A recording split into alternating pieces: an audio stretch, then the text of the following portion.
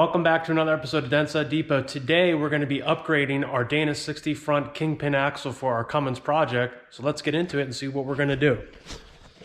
So here's what we got. We are converting from the stock brakes, the Ford stock brakes, to a 2000 and up Dodge 2500, 3500 Cummins front floating caliper bracket kit.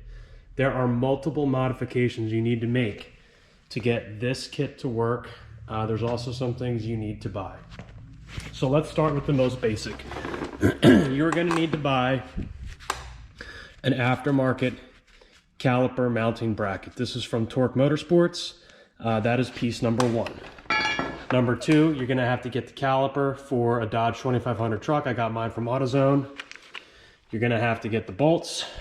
Got mine from AutoZone.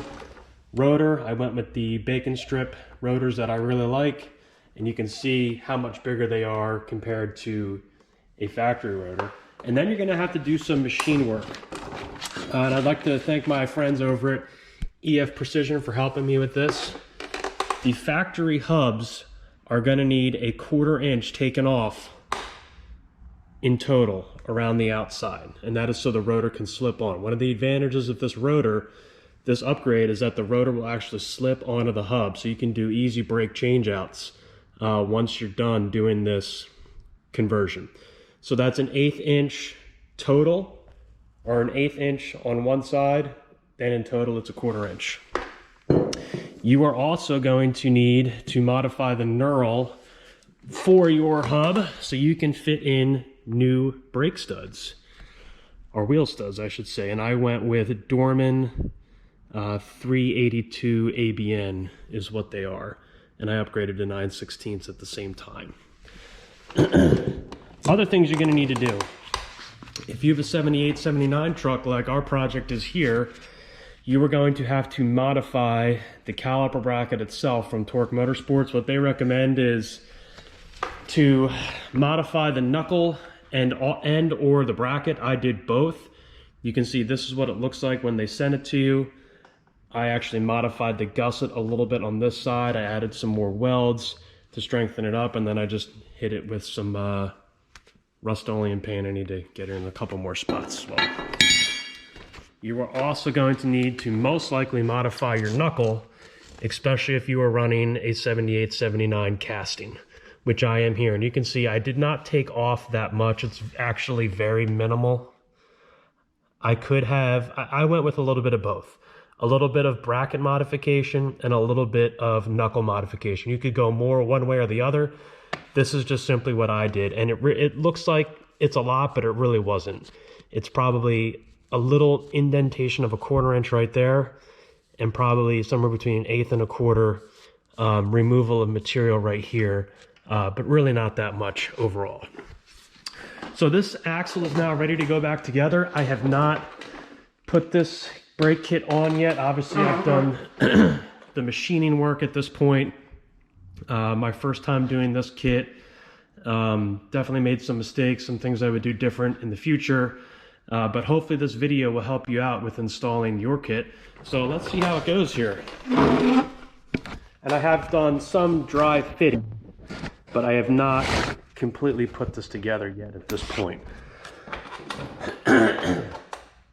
Obviously you need to have your axle in.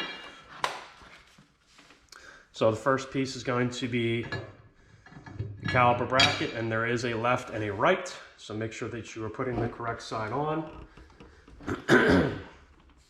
And then you're going to put your spindle on, and also I put new bearings in the spindle as well. And that goes in just like so.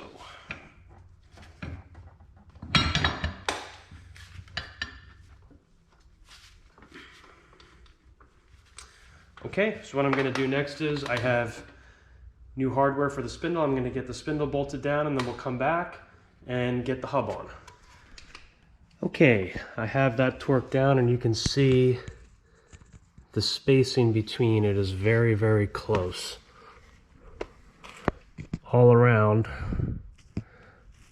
extremely close, but there's definitely enough clearance. I took off pretty much the minimum that you could, I think, for metal expanding and contracting. So what we're going to do now is I'm just going to get some grease on the spindle here and throw the hub on. I'm just going to put one nut on loosely so we can put the rotor on and the caliper on and just see what it looks like, because this is really just a mock-up here today. So let's do that here next. Okay, so I have the hub on. It's not fully torqued down. It's just, like I said, this is all just for mock-up here today. So let's get the rotor on here. I'm excited to see what this looks like. Like I said, I have never done this before. This is my first time putting the rotor on with it on the vehicle. Now, one thing this is going to change is this rotor is now going to be lug-centric instead of hub-centric, which just essentially means the lug nuts are centering the rotor instead of it being the hub bore that centers it. Okay, let me grab a couple lug nuts here. That would obviously help out.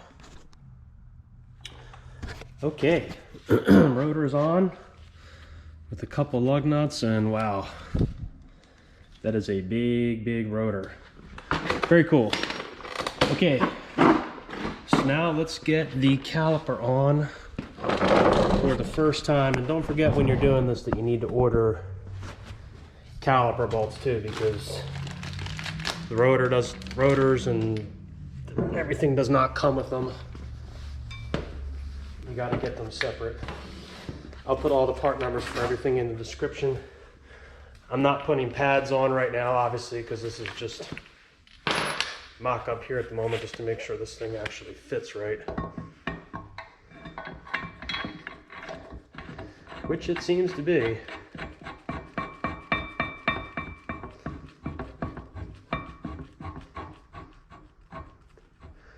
Okay, well,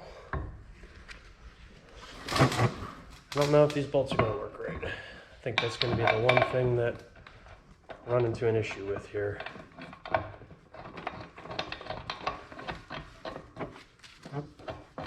And I will show you what I mean in a second here. Okay, so I can't tighten, and this just kind of shows you that I really just do this for the first time on camera. I can't tighten the calipers all the way down because you can see the factory bolts are too big, so I'm going to have to get smaller bolts for that. I didn't know because I haven't put it together, but this is obviously why you do a mock-up. But besides that, I don't really see any issues with this kit at this point. I think it's going to work. Obviously, it looks really good here. And you could paint the calipers whatever color you want, black, red, whatever. I'll probably just leave them that gray, or maybe hit them with some spray paint or something really quick. But wow, that looks really awesome. And we're gonna need it, obviously, because we're gonna be 1,500 pounds over factory. So this is definitely the brake setup that I'm gonna want. I'm very happy with that. Looks really good. Before we close, just wanted to thank everyone. We're at 3,000 subscribers and over 1 million views over the past 6 months. I appreciate everyone's participation with the channel. I'm excited to get this rest of this axle together and get it underneath the truck. We have some more exciting new products coming up that you probably haven't seen that we're installing on this truck. So definitely like and subscribe, and we'll see you in the next episode.